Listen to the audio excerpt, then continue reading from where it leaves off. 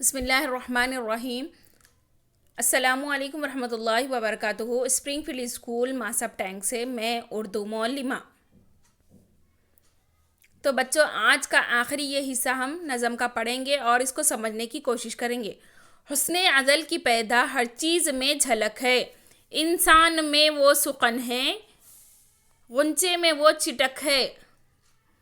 یہ چاند آسماں کا شاعر کا دل ہے گویا، وہاں چاندنی ہے جو کچھ یہاں درد کی کسک ہے۔ انداز گفتگو نے دھوکے دیے ہیں ورنہ نغمہ ہے بوئے بلبل، بو پھولوں کی چہک ہے۔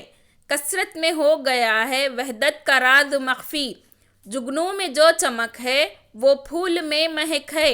یہ اختلاف پھر کیوں ہنگاموں کا محل ہو، ہر شے میں جب کہ پنہا خاموشی ازل ہو۔ تو بچوں، اس کے الفاظ معنی میں آپ کو بتا دے رہی ہوں۔ سخن بات یا پھر شعر، کسک ہلکا درد، نغمہ گیت گانے والا، کثرت زیادہ گفتگو بات چیت کرنا، وحدت کم مخفی چھپا ہوا، مہک خوشبو پنہا چھپا ہوا۔ تو اس اعتبار سے میں پہلے آپ کو خلاصہ پڑھ کر سمجھاؤں گی، اس کے بعد آگے کا ہم دیکھیں گے۔ لاسٹ بٹ دیکھ لیجئے بچوں، لاسٹ پیراگراف۔ حسن عزل یعنی اللہ تعالیٰ نے ہر چیز میں اپنی جھلک رکھی ہے۔ انسان میں بات کرنے کی خوبی ہے، کلی میں چٹکنا ہے، آسمان پر شاعر کے دل کی طرح ہے۔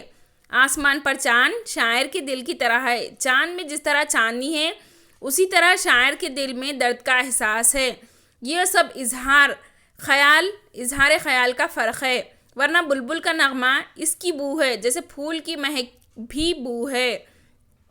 کثرت میں وحدت کا راز پوشیدہ ہے، جگنوں میں جو چمک ہے وہی پھولوں میں مہک ہے۔ آخر میں شاعر کہتا ہے، جبکہ ہر شے میں موت چھپی ہوئی ہو تو دنیا میں اختلافات کا شور کیوں مچا ہوا ہے۔ تو بچوں، میں پھر سے پڑھ رہی ہوں اور آپ کو تفصیلی طور پر اور بھی اچھے طریقے سے سمجھانے کی کوشش کروں گی، توجہ سے دیکھیے۔ حسن عدل کی پیدا ہر چیز میں جھلک ہے، انسان میں وہ سخن ہے، غنچے میں وہ چٹک ہے۔ انسان میں حسن عزل یعنی اللہ تعالیٰ جب سے آدم علیہ السلام کو دنیا میں پیدا کیا، اس کے بعد یہ زمین آسمان تمام چیزیں بنا کر آدم علیہ السلام کو زمین پر اتارا، تب سے لے کر اللہ تعالیٰ کی ہر قدرت ہر چیز میں جھلک رہی ہے، نمایاں ہو رہی ہے۔ اگر ہم غور کریں تو ہر چھوٹی چھوٹی چیز پر ہم کو قدرت کی خوبصورتی نمایاں طور پر جلوہ افروز ہوتی ہوئی دکھائی دے رہی ہے۔ انسان میں وہ سخن ہے، سخن یعنی بات کرنے کا انداز ہے انسان میں۔ غنچے میں وہ چٹک ہے، غنچہ مطلب کلی جب کھلتی ہے تو کلی بن کر پھول کیا کرتا ہے، پہلے کلی کی شکل اختیار کرتا ہے، اس کے بعد وہ کھل کر پھول کی شکل اختیار کرتا ہے، اس کے بعد وہ ایک میوہ یا پھر کوئی بیج یا پھر میوے کی شکل یا پھر ترکاری کی شکل وغیرہ اختیار کر لے گا۔ تو ٹھیک اسی طرح جب وہ چٹکتا ہے تو مطلب شبنم کے قطرے جب اس پر گرتے ہیں تو اس میں ایک خوبصورتی آ جاتی ہے، ایک وہ اس طرح خوبصورتی کا منظر پیش کرتا ہے کہ ہر کوئی اس کو دیکھنا چاہتا ہے اور اس سے لبھانا چاہتا ہے۔ یعنی یہاں پر جس کی لاسٹ تصویر میں آپ کو دکھائی دے رہا ہے کہ کلی کس طرح سے کھل رہی ہے، کلی ہوتی ہے اور اس کے بعد وہ جب پھول بن کر کھل جاتی ہے تو اس کی خوبصورتی ہمیں اور بھی نمایاں دکھائی دیتی ہے۔ یہ چاند آسماں کا شاعر کا دل ہے گویا، یعنی چاند کیا ہے شاعر کی نظر میں، اس کا دل ہے۔ کس کا دل ہے؟ چاند آسمان کا دل ہے۔ وہاں چاندنی ہے جو یا درد کی کسک ہے۔ چاند آسمان کا دل رہنے کی وجہ سے، جس کی وجہ سے وہ کہہ رہا ہے چاندنی ہی ہے جو اس کے اندر ایک درد چھپا ہوا ہے، وہ ہر روز چمک رہی ہے، ہر روز نمایاں ہو رہی ہے، اور ہلکی چاندنی کی وجہ سے انسان خوش و خرم ہو رہا ہے، اور انسانی زندگی کا یہ سلسلہ یا پھر یہ زمین و آسمان کی حرکت کا سلسلہ، یہ نظام شمسی کا سلسلہ چلتا ہی جا رہا ہے۔ کب سے؟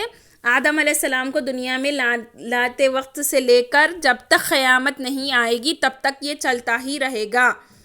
انداز گفتگو نے دھوکے دیے ہیں ورنہ مطلب انسان کو دھوکہ دیتا ہے ہر چھوٹی چھوٹی بات پر، ہر پیسے کے لیے کیونکہ قیامت کے آثار میں بھی یہ لکھا ہوا ہے کہ کوئی ماں بیٹی کی نہیں ہوگی، بیٹی ماں کی نہیں ہوگی، بھائی بھائی کا نہیں ہوگا، باپ بیٹے کا نہیں ہوگا، بیٹا باپ کا نہیں ہوگا. اسی طرح یہاں پر انسان اختلافات میں گھرا ہوا ہے. کیوں گھرا ہوا ہے؟ تھوڑے سے پیسے کے لیے، تھوڑی سی جائیداد کے لیے، تھوڑی سی زمین کے لیے ایک دوسرے کو مار رہے ہیں، ایک دوسرے کا قتل کر رہے ہیں، ایک دوسرے پر ہٹ دھرمی کر رہے ہیں، ایک دوسرے پر زیادتی کر رہے ہیں کے لیے، اپنے پیٹ کو پالنے کے لیے. لیکن وہ انسان کا کرنا غلط ہے. ٹھیک ہے نا؟ نغمہ ہے بوئے بلبل، یعنی بلبل جب گارڈن میں یا پھر باغ میں یا پھر چمن میں، گلشن میں جب پکارتا ہے تو اس کی بولی سے پھول بھی کھل اڑتے ہیں اور پھول چمکنے لگتے ہیں، مہکنے لگتے ہیں، چہکنے لگتے ہیں. بو پھول کی چہک چہک ہے، نغمہ ہے بوئے بلبل، یعنی گا رہا ہے کون؟ گارڈن میں یا پھر باغ میں بلبل گا رہا ہے. پھول کیا کر رہا ہے؟ کھل رہا ہے. کثرت میں ہو گیا ہے وحدت کا راز مخفی. کثرت یعنی زیادہ لوگوں میں کم لوگوں کا راز مخفی ہو گیا ہے. اس کا مطلب یہ ہے کہ شاعر کہنا چاہ رہا ہے کہ جگنوں میں جو چمک ہے، کثرت میں جگنوں میں جو چمک ہے وہی پھولوں میں ہے. یعنی ہر چیز میں قدرت کا جلوہ ہم دیکھ رہے ہیں لیکن ہم سمجھ رہے نہیں ہیں. جو ہم کو جیسے سونا ہر چمکنے والی چیز سونا نہیں ہوتی بولتے نا، اسی طرح قدرت کی کئی مناظر، کئی چیزیں ہماری نظروں کے سامنے موجود ہے لیکن ہم اس پر غور و فکر نہیں کر رہے ہیں. جو چیز ہم کو چمکتی ہوئی نظر آئی، جو چیز ہمارے دل کو بھا گئی، وہی چیز ہمارے لیے بہتر بلکہ ہم سمجھ رہے ہیں. لیکن جیسا سکے کے دو پہلو ہوتے ہیں، ہر چیز کے بارے میں جاننا ہمارے لیے ضروری ہے.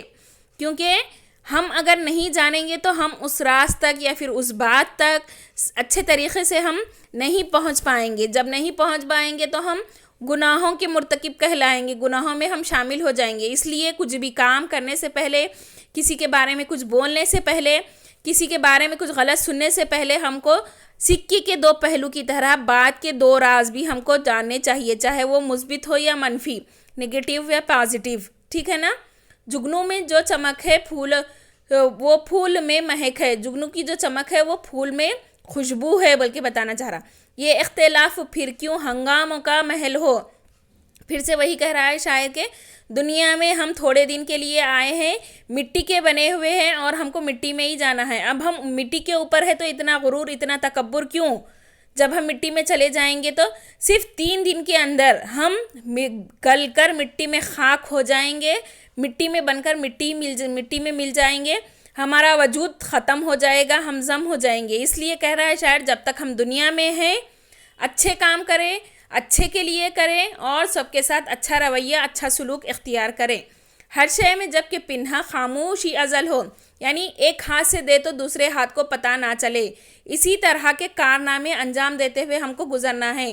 ہم کو نام کمانے کے لیے کام نہیں کرنا ہے بلکہ اعمال کمانے کے لیے کام کرنا ہے. تو ہم ہر کام مخفی طریقے سے، پوشیدہ چھپے ہوئے طریقے سے انجام دے کے دوسرے یعنی خود اپنے دوسرے ہاتھ کو بھی پتہ نہ چلے. امید کرتی ہوں طلباء کو یہ اچھے سے سمجھ میں آ گیا ہوگا. اگر اس سبق کے بارے میں کچھ ڈاؤٹ ہو تو تب آپ اپنے ٹیچر سے یا مجھ سے پرسنل رابطہ کر کے اپنا سوال جان سکتے ہیں. ایک رپورٹ میں کہا گیا ہے کہ دھیمی خوشنما روشنی پھیلانے والے جگنو تیزی سے ختم ہو رہے ہیں. اس کی وجہ سے آلودگی، کیڑے مار ادویہ یعنی جراثیم کش ادویات کا اندھا دھند استعمال اور ان کی قدرت کی مسکین کی تباہی ہے. یعنی کیڑے مار حشرات جو ہم استعمال کر رہے ہیں، عام طور پر ریڈیشن والے استعمال، ہم سیل فون وغیرہ نیٹ ورکس کا جو استعمال، اتنا بڑا لمبا جال ہماری دنیا میں بچھے ہوا ہے. کہا جا رہا ہے کہ جگنوں کا خاتمہ ہونا ممکن ہے. اور چھوٹے چھوٹے حشرات جو ہوتے ہیں، بائیو ڈائیورسٹی جسے ہم کہتے ہیں، جس میں چپلک، مینڈک، کیڑے مکوڑے، جھنگر، شہد کی مکھی یا پھر وہ کیا بولیں گے خان چڑی اور جگنو وغیرہ جیسے چھوٹے چھوٹے کیڑے جو ہوتے ہیں، حشرات، کیڑے مکوڑے، پتنگے وغیرہ کا خاتمہ لازمی ضرور ختم ہو جا رہا ہے. اس لیے ہم کو اپنی بقا کو برقرار رکھنے کے لیے کہا جاتا ہے کہ چپلک یا پھر مچھر جو ہوتے ہیں، مطلب جب ماحول میں جو گندگی ہوتی ہے اس کو آبزرو کرتے ہیں، اپنے اندر لے لیتے ہیں، جذب کر لیتے ہیں. تو ہم کو کوشش یہ کرنی چاہیے کہ ہم اپنی آنے والی نسلوں یا پھر آنے والی پیڑھی کے لیے کچھ بچا کر رکھیں، تاکہ اپنی اوزان لیئر جو اوزان پرت ہے وہ پھٹ کر دنیا کا خاتمہ ہونے سے بچ سکے. وہ تو ہونا لازمی ہے، لیکن کچھ حد تک ہم اپنے آپ سے اپنے طریقے سے کنٹرول کریں تو شاید کچھ حد تک وہ بچ رہ سکتا. بائیو سائنس نامی جرنل میں شائع ہونے والے رپورٹ کے مطابق خود مصنوعی روشنیوں، یعنی مصنوعی روشنی سے مراد جیسے گھر میں ہم ٹیوب لائٹ کا استعمال کرتے ہیں، قدرتی روشنی سورج اور چاند کی روشنی ہے ہمارے لیے، لیکن مصنوعی روشنی جو ہم استعمال کرتے ہیں گھر میں ٹیوب لائٹ، بیڈ لائٹ وغیرہ وغیرہ، اور بجلی کے لائٹ سے یہ روشن کیڑے شدید متاثر ہو رہے ہیں. کرۂ ارض پر یعنی زمین پر جنوں کی 2000 سے زائد اقسام حقیقت میں بھنورے ہیں. بھنورے مطلب کالے کیڑے جو رات کے وقت باغات، سبزے، جھیلوں اور پارکس کو منور کرتے ہیں، یعنی روشن کرتے ہیں. یعنی جگنوں کی کیسی ختم ہے، 2000 ٹائپ کے جگنو پائے جاتے ہیں، تو وہ الگ الگ طریقے سے ہر چیز کو روشن کرتے ہیں، منور کرتے ہیں. تو بچوں آج ہم یہ دیکھیں گے، پیج نمبر 63 نکال لیجئے. کتنی راحت اب فضا ہوا ہے، گویا جنت کا در کھلا ہے. خوش ہر ایک آدمی ہے، ہر شے میں بلا کی دلکشی ہے. یہ صبح کا دل فریب منظر، یہ شام کا حسن روح پرور، یہ رات کو چاندنی کا عالم، اللہ رے بے خودی کا عالم. کیسی دلچسپ چاندنی ہے، چاندر ایک نور کی تنی ہے. ہر دل میں امنگ کس کی ہے، سو پہری ہی بہار کا اثر ہے. تو یہ نظم آپ کو پڑھنا ہے اور دیکھنا ہے، اس سے متعلق سوالات کے جوابات کو حل کرنا ہے. انشاءاللہ میں اس کی PDF آپ کو بھیج دوں گی، دیکھیے اور سمجھنے کی کوشش کیجیے. جزاک اللہ خیر.